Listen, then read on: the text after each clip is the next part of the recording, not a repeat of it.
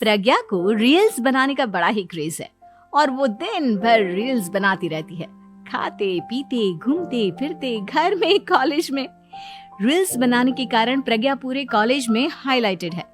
जहां उसकी रील्स सभी को पसंद आते हैं, वहीं मनीषा चिंता में डूबी रहती है। एक रोज जब खाते हुए प्रज्ञा रील्स बना रही होती है, तब मनीषा कहती है, 1 मिनट भी चैन नहीं है इस लड़की को।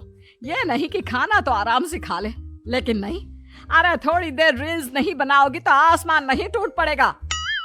अरे मम्मी, इसी को तो कहते हैं डिटर्मिनेशन। तुम नहीं समझोगी ये सब। हे भगवान, इस लड़की को सद्बुद्धि दे।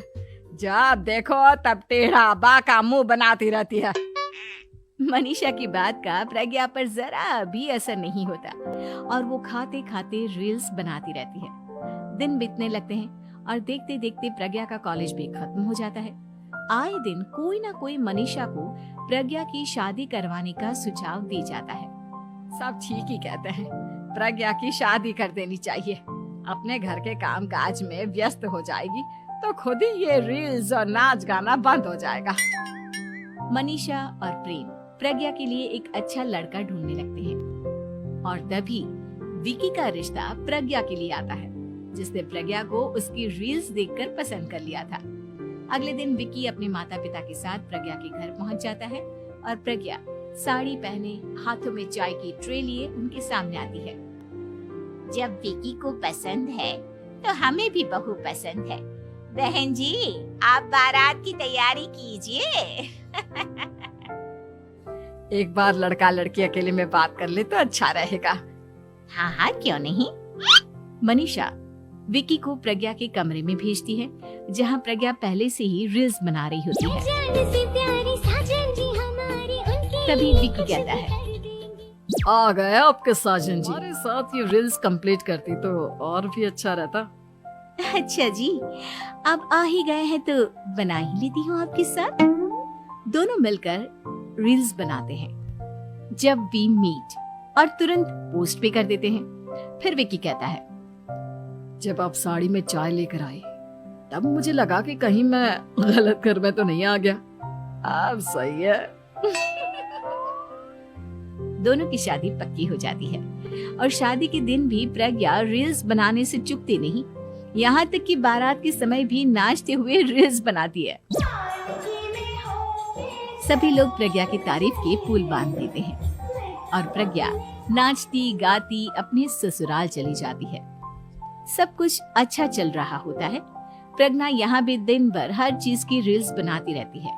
लेकिन कुछ दिनों के बाद जब सुनीता कहती है, बहू, ये रील्स के साथ साथ कुछ काम भी कर लिया करो। वैसे तुझे और क्या क्या बनाना आता है? मम्मी जी, वैसे तो सब कहते हैं कि मैं सब कुछ अच्छा बनाती हूँ, लेकिन मुझे लगता है कि मैं मैगी अच्छा बना लेती हूँ। हाँ, कॉफी भी अच्छा बना लेती हूँ और मुंह तो सबसे अच्छा बना लेती हूँ। हैं? अच्छा अच्छा। सुनीता अपना माथा पकड़ लेती है और कहती है, बहू, कुछ खाना बनाना भी सीख लेती। मम्मी जी, मैं लंबी प्लानिंग कर रही हूँ। जल्दी ही मैं इतनी फेमस हो जाऊंगी कि मुझे पैसे मिलने लगेंगे। हम दोनों सास बहू राज करेंगे, राज। नौकर काम करेंगी और लोगों की तो लाइन लगेगी हमसे मिलने के लिए।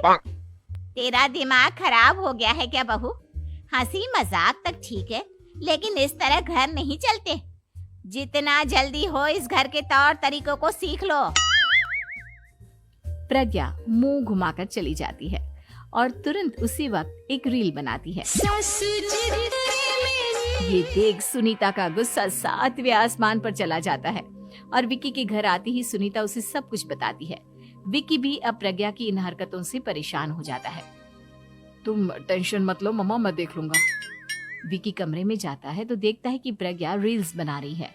विकी बड़े ही प्यार से प्रज्ञा से कहता है, प्रज्ञा, इन सब के लिए मैं तुम्हें मना नहीं कर रहा हूँ, लेकिन फिर भी हर वक्त तो ये अच्छा नहीं लगता ना।